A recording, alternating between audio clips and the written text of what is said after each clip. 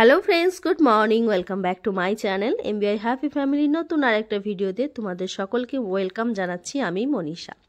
তো ভিডিওটা সকাল থেকেই স্টার্ট করে দিয়েছি। রাতের ভিডিওটা শেষ করেছিলাম আগের ভিডিওতে, তোমরা অবশ্যই দেখেছো। যদি না দেখে থাকো তাহলে প্লিজ গিয়ে ভিডিওটা দেখে নাও।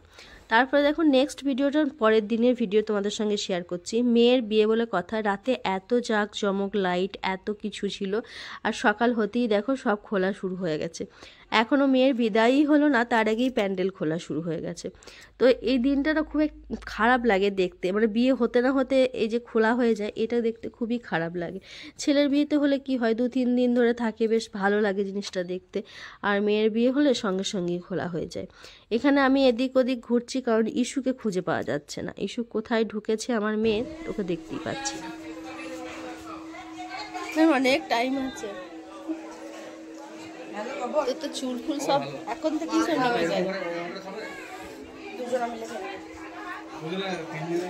খেয়েছিস, মুড়ি খেয়েছিস?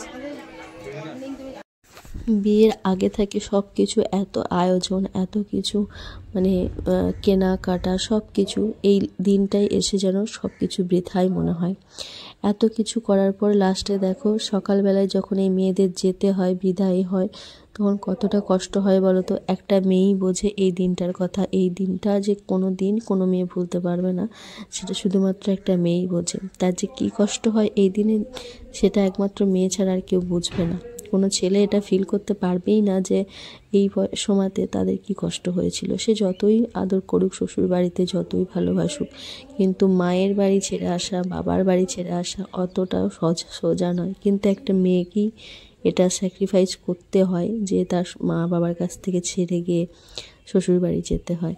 তো কতটা জিনিস ত্যাগ করে একমাত্র একটা মেয়েই বোঝে। তো এখানে সবাই দেখো আশীর্বাদ করছে। এটা হলো বোনের দাদা, মানে আমার ভাই হয়। আর বাকি বাবারা, তারপরে ওর মামি, পিসিমাসি সবাই আশীর্বাদ করলো। এখন ওর মা আশীর্বাদ করছে এখানে। আর দেখো পিসিমণি মানে আশীর্বাদ করার আগেই কাঁদতে লেগে গেছে, কারণ পিসিমণি, সব মারাই তো মেয়েদেরকে ভালোবাসি সেটা কথা না, কিন্তু পিসিমণি দেখো মানে সব সময়তেই মা মেয়ে নিয়েই ওদের আর কি।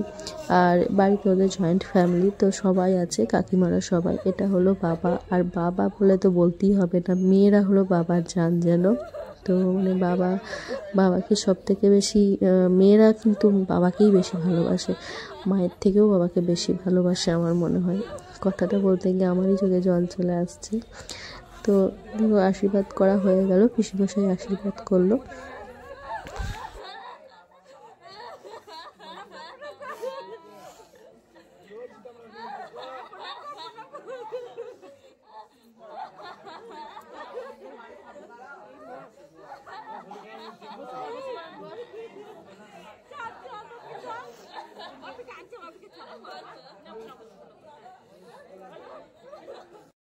তো আশীর্বাদই করা হয়ে গেছে, আর বোন তো খুবই কান্নাকাটি করছিল, সেটা তো তোমরা দেখতেই পেলে। আর এখন এবার হচ্ছে বিদায়ের সময়, এবার ওকে যেতে হবে। তো ওই জন্য সব ঠাকুরতলাগুলো প্রণাম করতে হবে, অনেকটা টাইমও লাগবে। মানে এবার ওদের এটা হলো ওদের বাড়ির মন্দির, মানে বাড়ির দুর্গা মন্দির, এখানে দুর্গা ঠাকুর আসে প্রতি বছর, তো ওখানে প্রণাম করলো। আর তারপরে আবার গ্রামে আর যে ঠাকুরতলাগুলো আছে আর কি, সেই ঠাকুরতলাগুলোতে প্রণাম করতে হবে। তার জন্য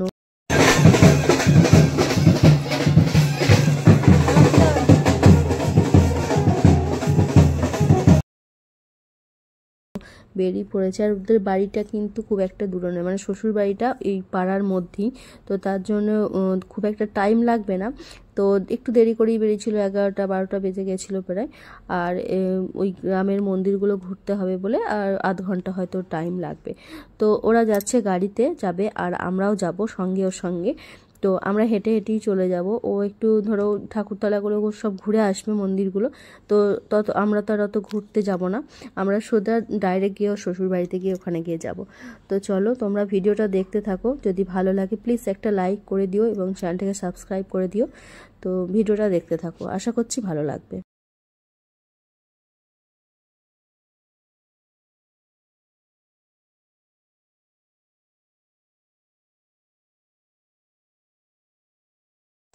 তো আমরা এখন দেখো ও শ্বশুরবাড়িতে চলে এসেছি। শ্বশুরবাড়ির পাশে সামনেই যে একটা প্যান্ডেল করেছিল, এখানে আর কি রাত্রের ব্যবস্থার জন্য খাওয়া দাওয়া এসব হবে, তার জন্য একটা প্যান্ডেল করেছে। তো আমরা সেখানে বসে বসেই বৌদি আর এটা হলো আমার পিসির একটা মেয়ে, তো ওখানে বসে বসে গল্প করছি। আর এদের একটা মন্দির আছে, এই মন্দিরটা এসে ওরা প্রণাম করবে। তো এখানটা বেশ ছাওয়া ছিল, আর ওপরে আটচালা টাইপের আর কি, মন্দিরটার সামনে এটা আটচালা টাইপের ছিল, তো ওখানে ছাওয়া ছিল বলে আমরা বসে বসে সবাই গল্প করছিলাম।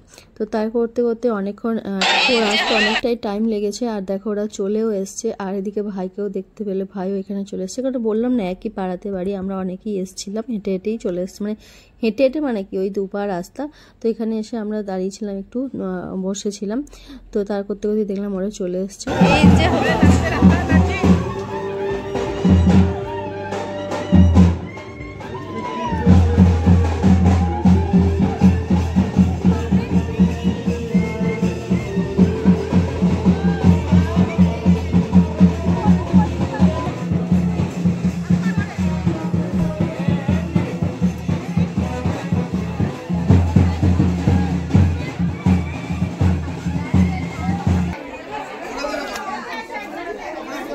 কি করছো?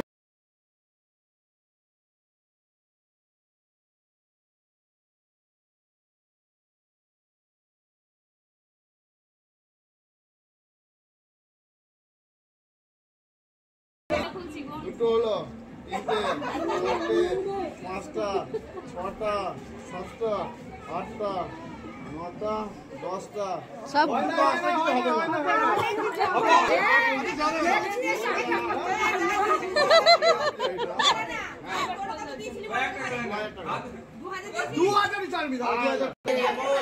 বিয়ে হওয়ার জন্য মেয়ে পাওয়া খুব মুশকিল।